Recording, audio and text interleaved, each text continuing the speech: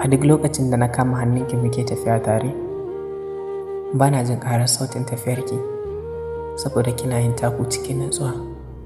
Sai dai in ke jin ƙamshin turarenki na dukan zuciyata. Haƙiƙa duk lokacin da kika yi ado, kikan zama ta musamman a cikin na musamman.